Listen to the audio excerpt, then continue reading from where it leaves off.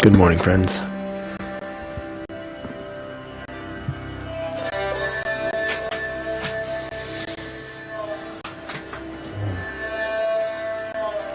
Good afternoon, good evening, whatever time it is, wherever you are right now. Thanks for coming.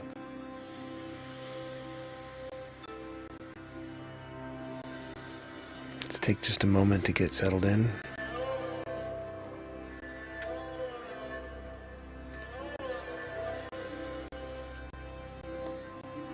Stretch the body.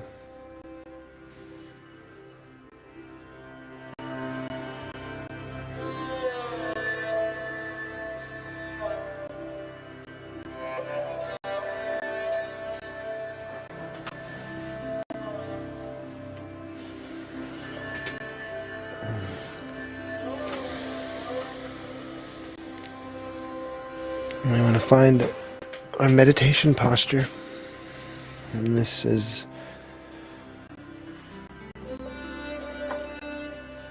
a posture that brings balance to the body. Okay.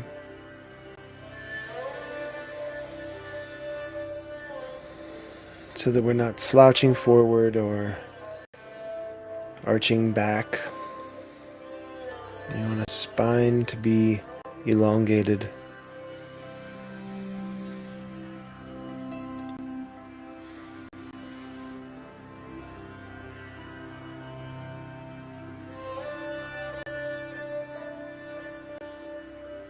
Shoulders dropped. Shoulder blades flat to the back, so they're slightly pulled together. Then breathe.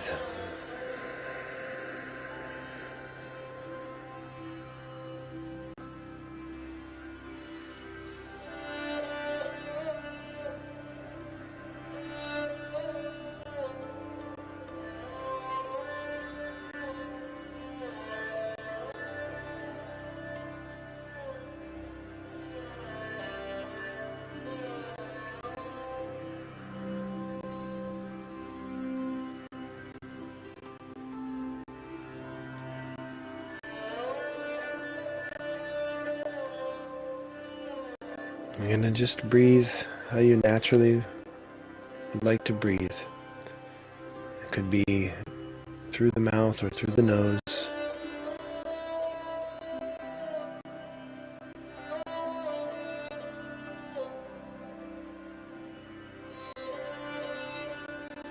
We aren't going to change our breath right now. We're just going to sit with it.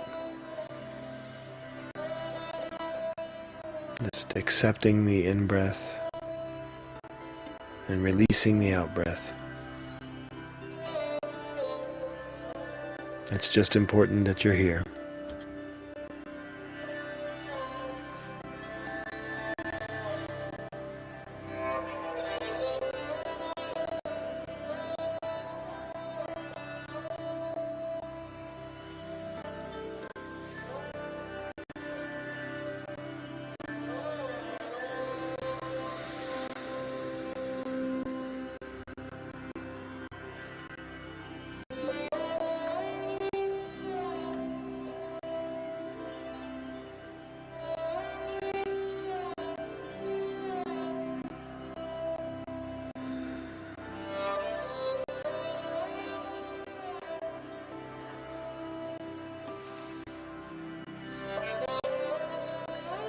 Go ahead and move the body just a bit.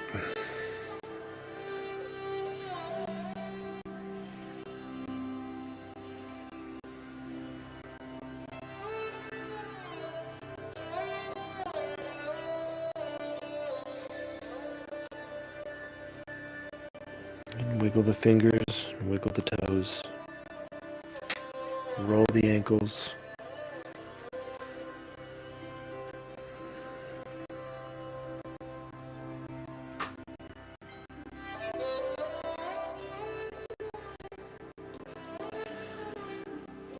Sometimes when finding a relaxed position, it helps to bring tension to the space. Now we pinch our shoulders up, up, and hold it. And that helps us to let the shoulders release. The body is a great teacher.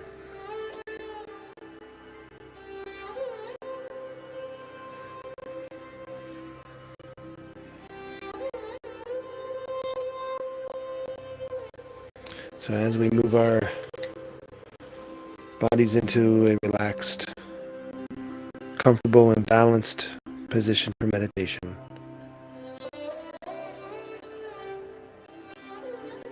we'll begin to modify the breath.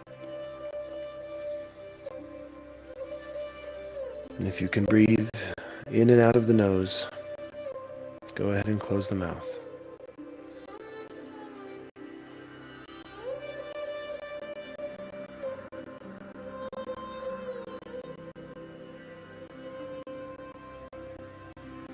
Notice as the breath relaxes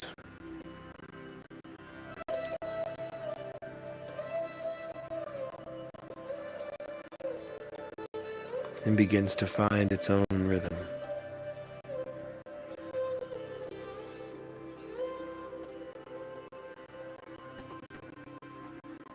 Let's take 3 slow, long, deep breaths. We're going to be breathing through the nose, which will naturally want to engage the diaphragm to pull downward, expanding the stomach.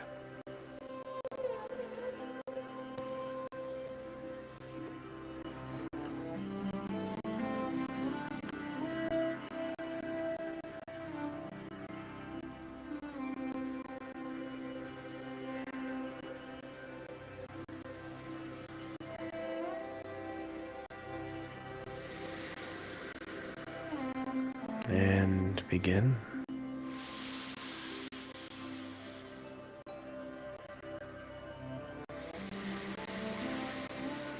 With each breath, feel the different parts of the body you're breathing into.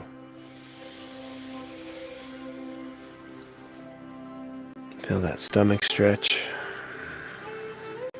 Breathing into the lower back. Feel the chest open up.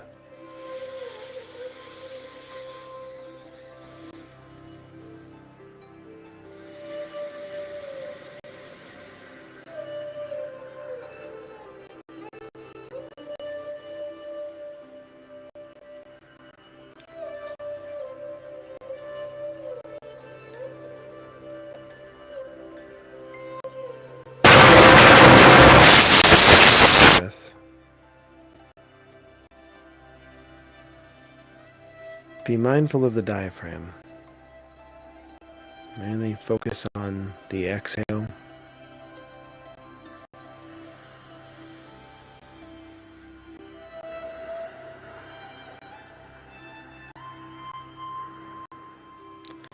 Using the stomach, the abdominals, and the diaphragm all together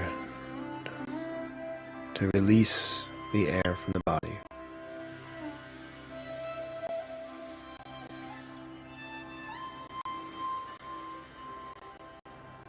We're learning to let go.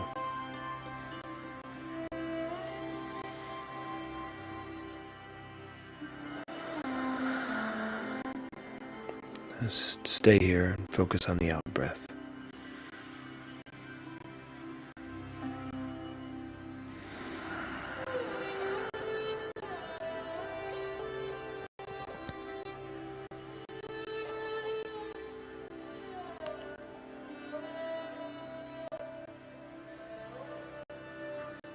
See if you can notice on the out breath what it feels like to go from a forceful exhale to a gentle, slow, and controlled exhale.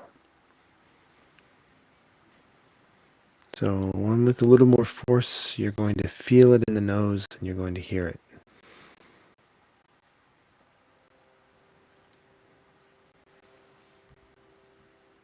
Right?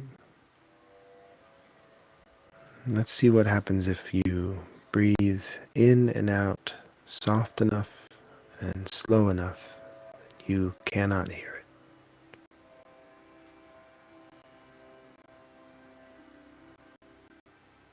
That you can barely perceive it in any sensation outside of the inner body.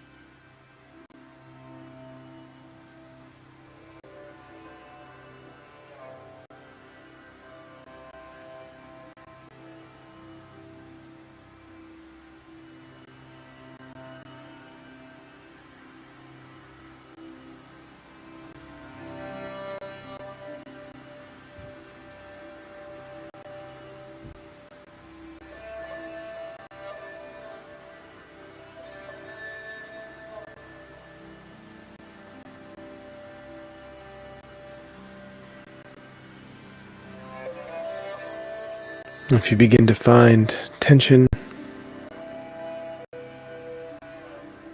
discomfort, or pain with this style of breath, just return to natural breath. It's okay. This is your body being your teacher.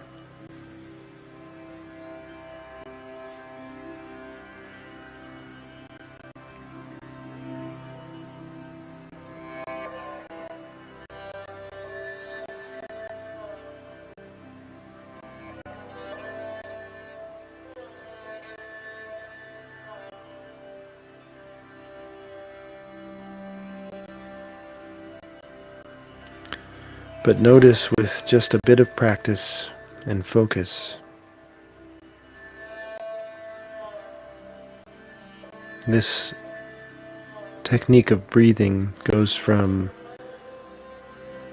somewhat scattered and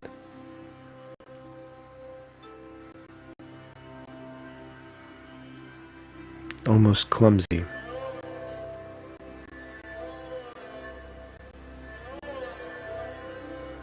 to finding its stride and smooth, long, gentle inhales and exhales.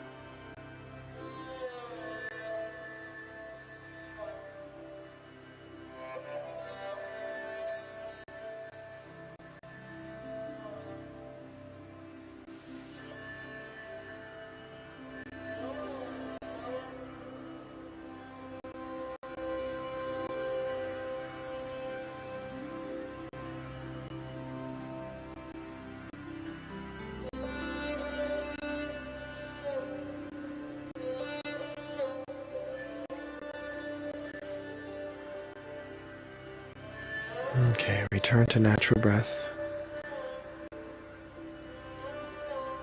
And let's do a posture check.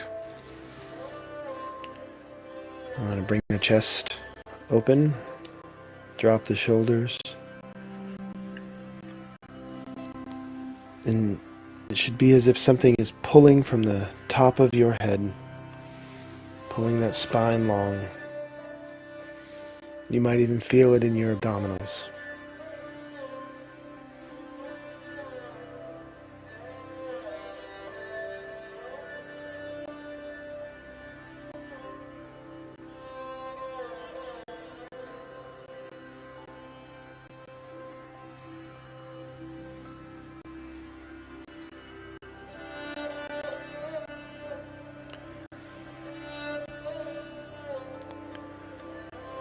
Let's go now into Ujjayi breath. At first I need a slight drink.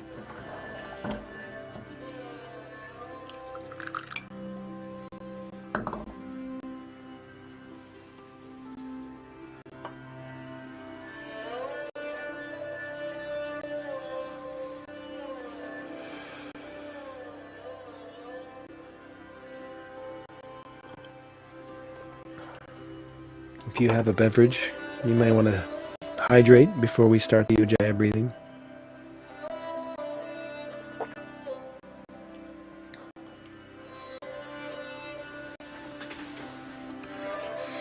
Ujjayi, you may remember, the Ujjayi pranayam, stumbling over my words, is also called ocean breath, right? And it's the breathing technique we do where we offer a slight amount of restriction or resistance in the back of the throat, the sinuses, on the in-breath and the out-breath. And this bit of resistance creates a sound inside of our bodies that feels similar to the waves lapping onto the shore.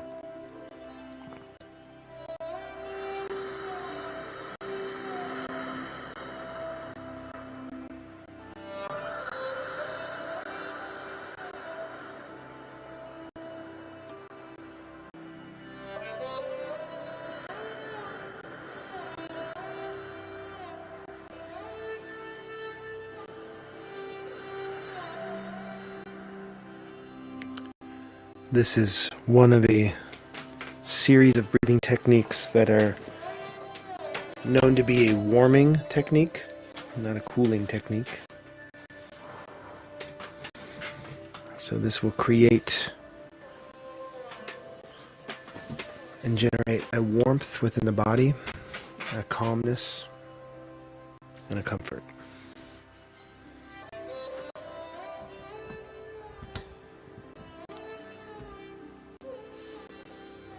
And we'll do 5 minutes of Ujjayi pranayama.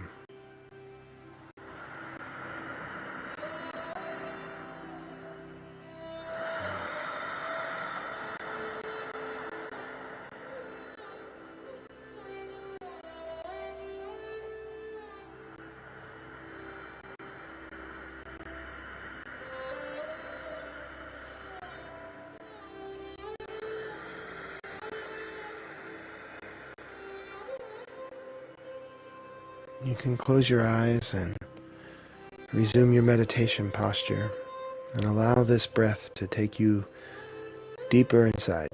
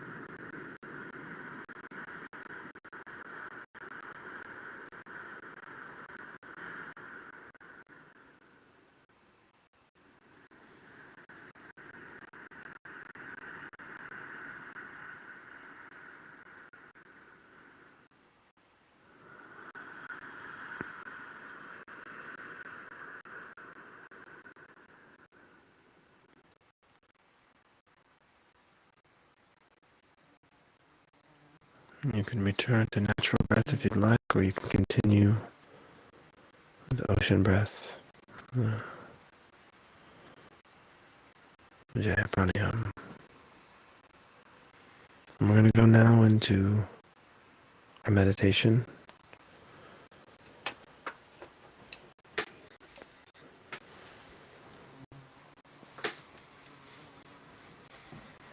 Just allow your breath to bring you in.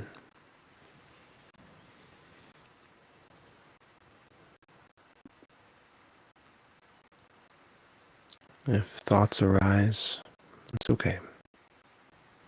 Just come back to the breath.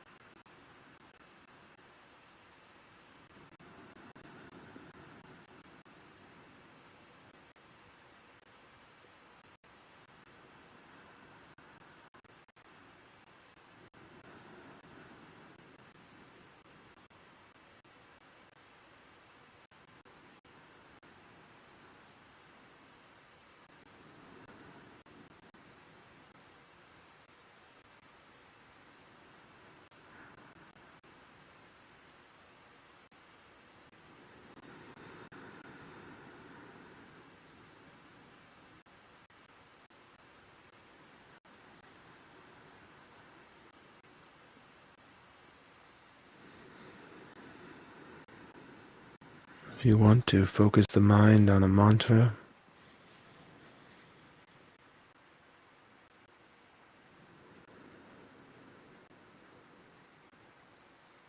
when breathing in, think, I receive.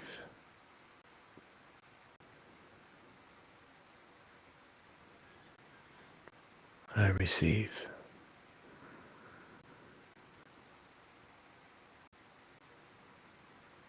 I receive. And upon breathing out, I release. I receive. I release. I receive. I release.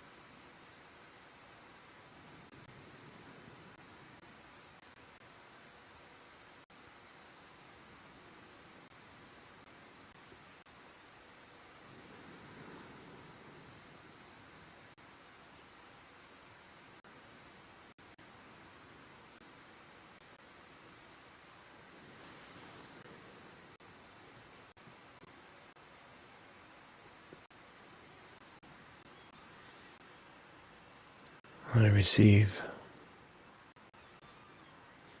I release.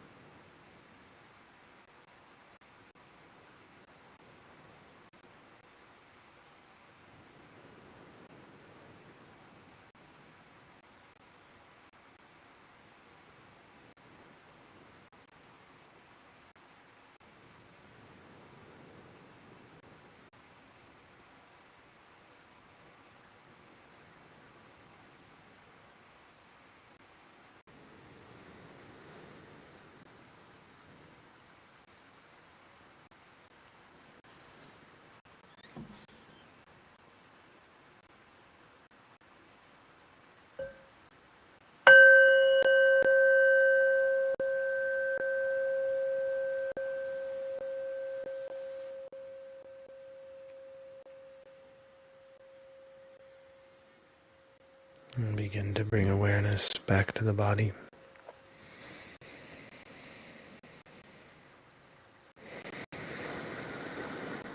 A couple of deep breaths.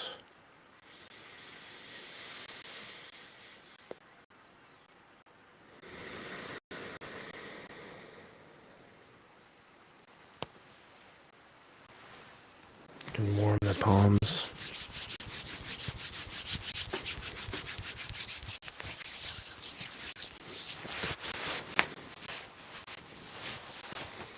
A massage on the arms really does do wonders for bringing the energy back. We have all of this energy that we've been sitting with for the past, 20 minutes of breathing practices, bringing in all that pranayama. All the prana means energy, and it can be understood to be, I have another name for spirit, or an energy that's beyond the nutritious energy we receive from food, but also that prana is also there. Prana is the life force, right? And pranayama is controlling the bringing in and the direction of the life force. Right? So as we participate in certain breathing practices, modifications, we're actively directing where that life force comes into the body and how it moves. But when we sit in a silent meditation like that, oftentimes that energy kind of recollects itself into the body.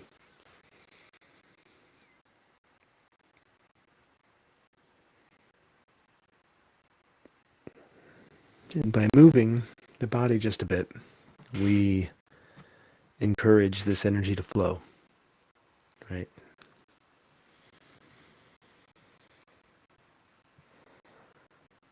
And really, like I was saying earlier, the body is a great teacher.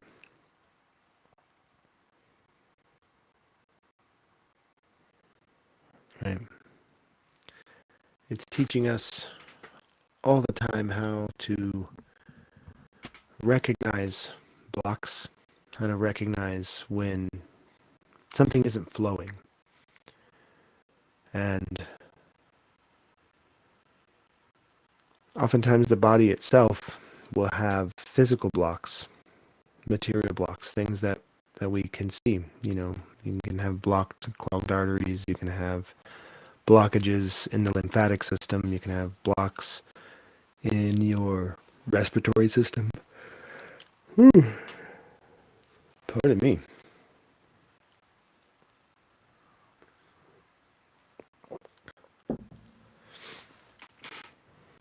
And we create a bunch of different surgical interventions and things to deal with these blocks. But prior to that, you know, um, these blocks could really drastically affect someone's life. I mean, they still do, right? Let's not think that everybody has access to medical care or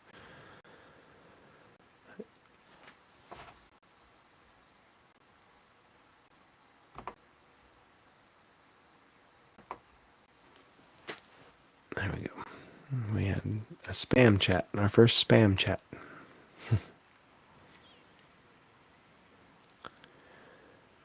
But what the body's teaching us there is that when we have blocks that we come up to, if we can't get those blocks to open and we can't create flow, then it could be disastrous. Right? This is pretty easy to understand when it comes to physical sciences. When we look at the physiology, look at the body, look at our health. I think that there would be very few people who would argue that, if any.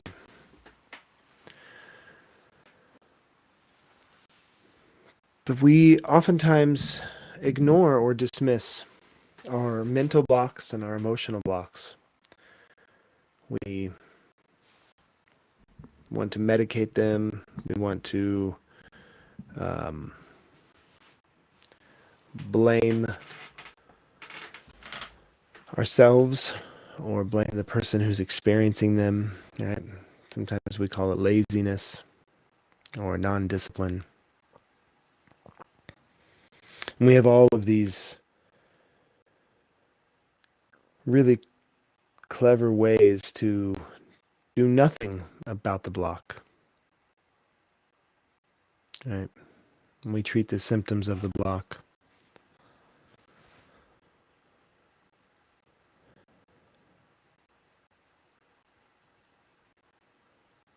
Right? So if we have an emotional block for long enough, that could come across as depression. And then we have lethargy and we have a lack of motivation and we have all of the things that come with that. And so we can treat the symptoms to that, but somewhere there's a lack of flow. Right? I think this is a pretty easy thing to understand if anybody has ever had any introduction to Eastern philosophies or Eastern medicine. Right? Flow is supreme. The flow, when the flow stops, that's when we have real trouble. So getting this breath to flow, getting the energy to flow, using certain practices we have that encourage the blood to flow. Right? All of these movements towards movement. This is an intelligence. This is a technology. Right? This is an understanding and an awareness of very subtle bodies. Right? We have the physical body, it's the gross body. Right? This is not very subtle. This is here. And our awareness of when we have blockages in the body, constipation or muscle spasms, a muscle tenses up, that's a form of a block. Right? When we have arthritis, when we have clogged arteries, impaired breathing, right? When some of our functions are blocked, we begin to become aware of them. Mental blocks are a bit more subtle, but still there. You have brain fog, or you can't remember important things that you had to do this day, or you are completely blocking out an entire experience, a traumatic experience. This is very common with people who have things like traumatic car accidents or suffer from abuses. Right? They form blocks. We form blocks. And then even more subtle than that is an emotional block. This is something that we can have for a very long time and really not understand that that's what we have. Really not understand that that's what we're feeling. Right? And we're having a difficult time trusting ourselves mostly, but others. And that's an extension of trust of the self. Trust is a it's a strange thing because it's really we externalize it onto others. I don't trust that person. I don't trust this thing. But it really does come from an internal place of trust as well. You know, do you trust that you are okay? Do you trust that you are capable? And a major block that a lot of us have is trust. Right? The ability to love freely and openly, the ability to be honest. This is a block that many of us suffer from. And these are more subtle. But when you start understanding how one part of the system works, and you see that on a small level or a subtle place, you can start to see like a fractal as you pull back. This is the same functions. So is it possible, just asking, is it possible that our emotional blocks, our subtle spiritual blocks, right, are affecting our mental blocks? And is it possible that our mental blocks are affecting our physical blocks? Possible. Well, I think it's pretty well documented now that stress is a major cause of physical malady, right? When we have stress, we have high blood pressure, we have high cholesterol, we tend to have poor sleep, we have poor diets,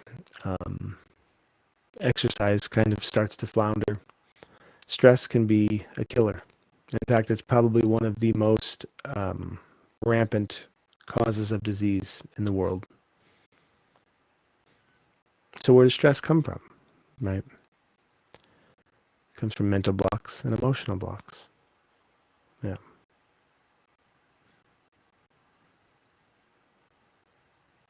So here we have the body signaling us with disease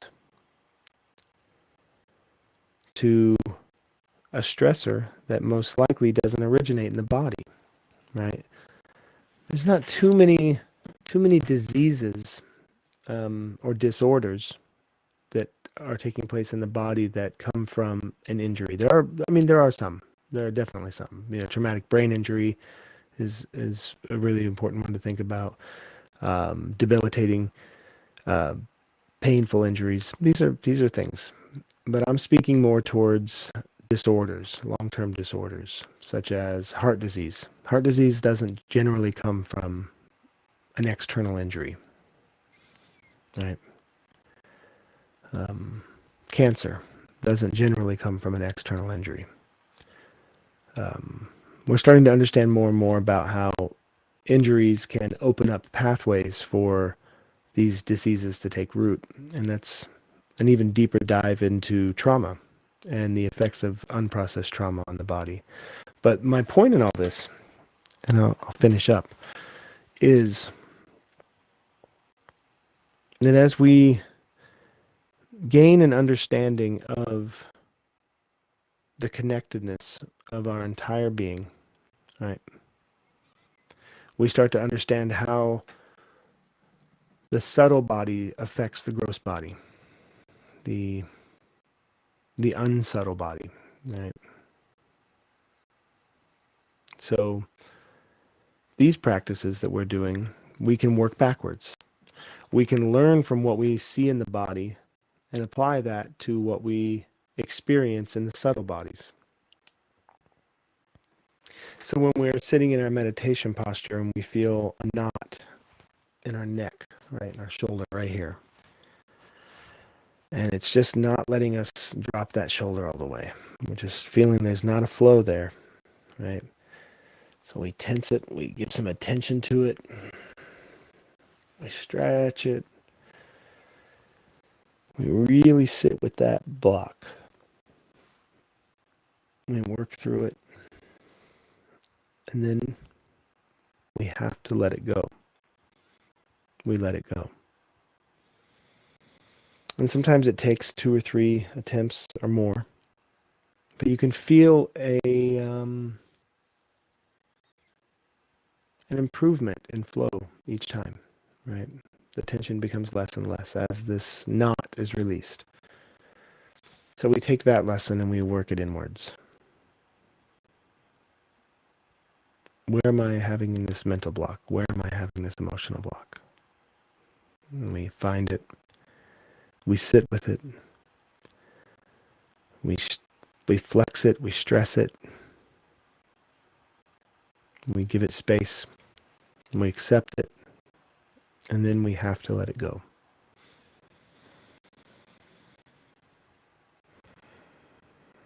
And just like how your breathing will shift through intentional practice from the beginning of our practice to the end, from maybe being a bit forced or being a bit erratic, clumsy breath, to being smooth, concentrated, and controlled breath in just a few moments of practice. Just as that flow has already started to improve with just a bit of focus, so too can the emotional flow, the mental flow, and the physical flow. It's all connected. So with that, we'll go to the chat. Let's see. All right. Good morning, Trice. Good morning, brother. Yes. Oh, thank you for mentioning the music. Yes. Today we listened to Benji Wertheimer's track. It's the first track off of Soul of the Esraj, and the track is called Dawning. All right. Soul of the Esraj is the name of the album. And Esraj is Esraj, and the track is Dawning. And it is a very beautiful, very peaceful piece of music. I'm very grateful to Benji for letting us use his music and continuing to. Let's see. Cold this morning, a little hard on my breathing when I woke. Yes. So, I'm going to...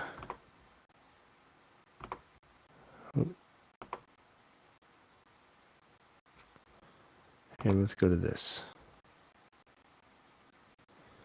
Okay, there we go.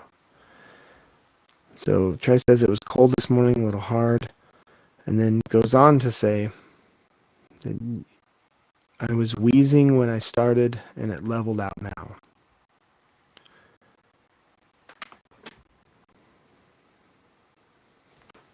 Yeah.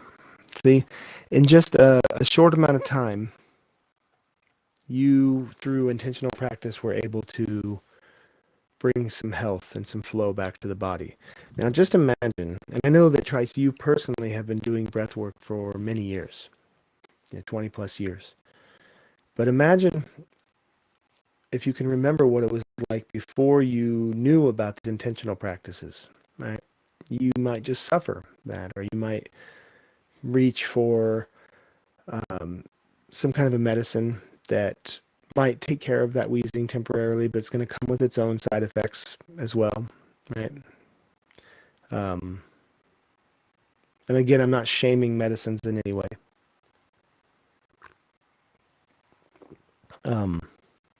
No, it's your body.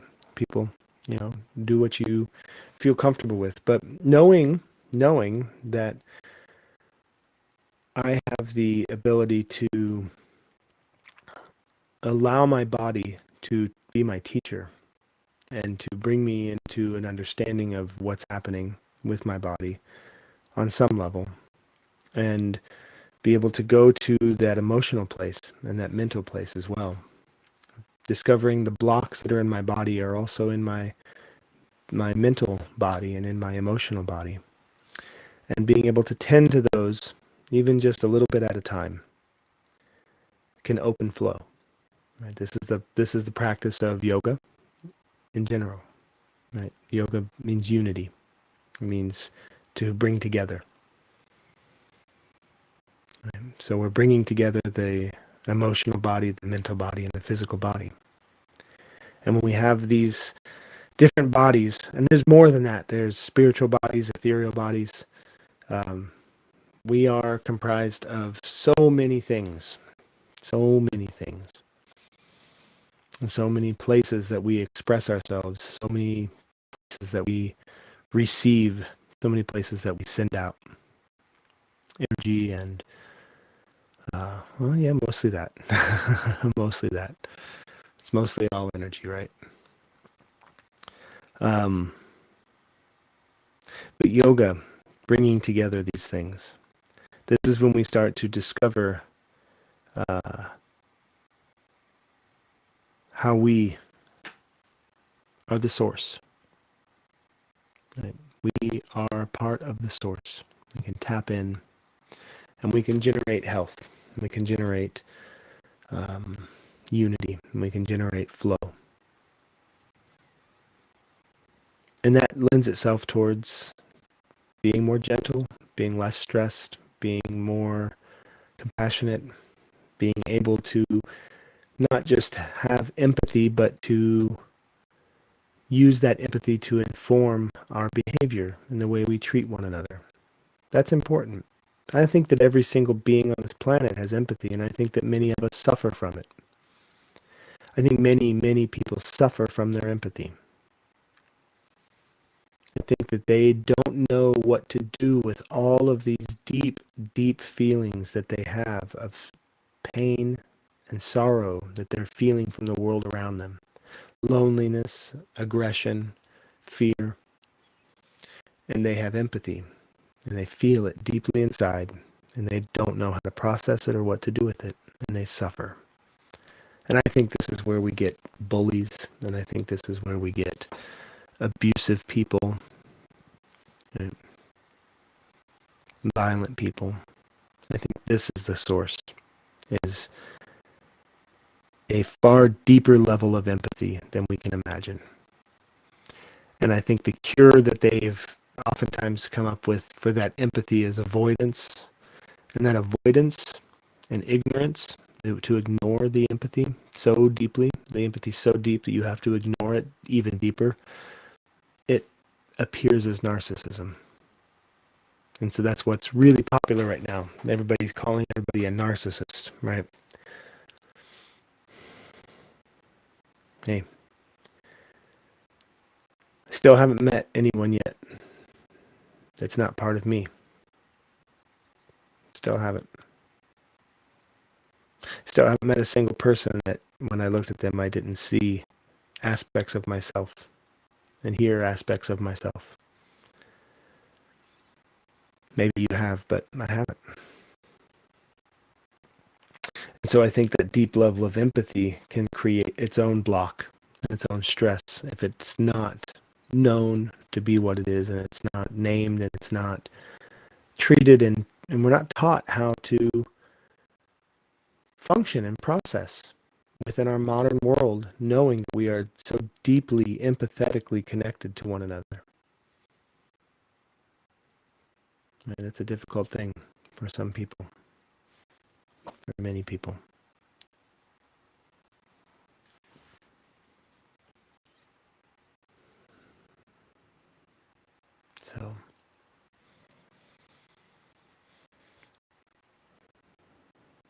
So I think these practices are really important because they're really important to me. And I am really grateful to be able to sit and share these practices with the world each morning. I didn't invent these practices. I'm not a master of them, but in using them, I have been able to bring myself into a level of health and awareness that I didn't think was possible. I really didn't. I really didn't think this was possible, to feel the way I feel, to have energy in my body and health after what my body has been through the past 25 years, 42 years. And so my gratitude for that comes in the form of sharing these things. That's how I pay it back. So I'll put my hands together in the recognized position of gratitude and prayer. And I'll say I am grateful to be able to share in a community of people who care enough to want to heal themselves and bring that health to the world. I'm grateful for you and for me.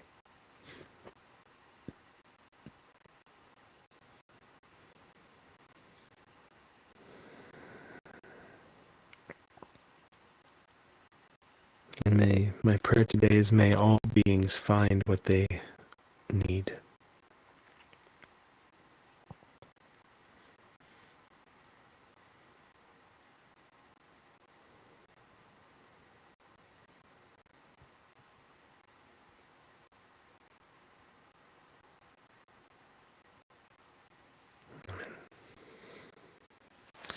So thanks for joining me on this journey home today. We are making some headway on our different projects. I've realized that I have been lacking on updating the Patreon and making that a more active space. So last night I spent a little bit of time on that, as well as a few other places. And yeah, the Patreon is there for anyone who is interested in supporting this, and you can read on there a bit what supporting this actually means. We've got some major projects in the works. I'm making some proposals very soon for bringing these practices into elder care facilities, memory care facilities, senior living homes, full-time care facilities, to the residents of these facilities to be able to find within themselves some serenity and solace, because a lot of times there's a great amount of suffering that's being had that we can shed some light on and bring some relief to. And I'm really excited to learn from these elders just about who they are and what they've experienced, and share with them some of these practices. Many of whom have already had these practices in the past, but maybe just for one reason or another have maybe stopped practicing, and they'll get a chance to regenerate their practice again. And so I'm really excited to be able to be doing this, and this is going to be crafted in a way that the residents themselves won't have to pay anything.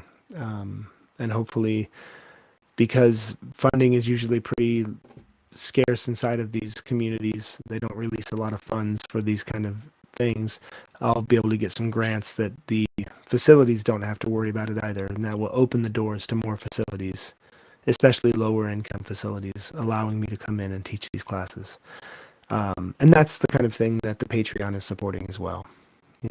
It's keeping the nuts and bolts together so we can move these practices into places like elementary schools, junior highs, high schools, juvenile detention centers, adult correctional facilities, elder care facilities. These are the places that I'm trying to bring this work. But I'm always going to keep this morning practice alive, because this is my morning practice too. Right? This is part of my morning practice. So check out the Patreon. Share it with others. You'll notice that the different tiers and levels, generally in other Patreons, if you buy in at the lowest level, you get a low amount of things, and at the highest level, you get more stuff. Well, I've crafted it in this similar fashion to how Wisdom of the Sages, one of my favorite podcasts, it's a daily podcast, a Bhakti podcast, Bhakti Yoga, Wisdom of the Sages.